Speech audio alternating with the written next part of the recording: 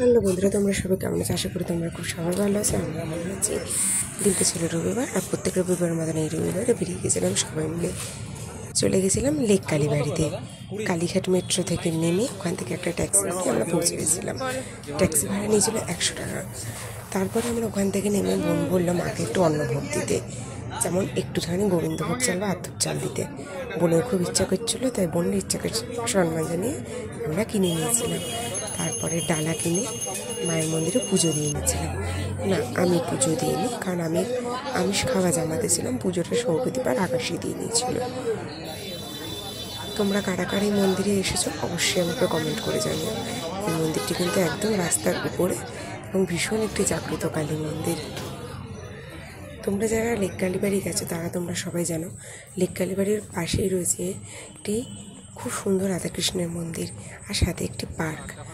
দেরি হয়ে গেছিলো, 8টার সময় বন্ধ হয়ে যায়, তাই জন্য আমরা খুব বেশিক্ষণ থাকতে পারিনি। সিকিউরিটি গার্ড কোনো রকম একটু আমাদের ঢুকতে দিয়েছিল। তো এই হচ্ছে রাধাকৃষ্ণের বিগ্রহ। পার্কটা ছোট্টর উপরে ভীষণ সুন্দর ছিল।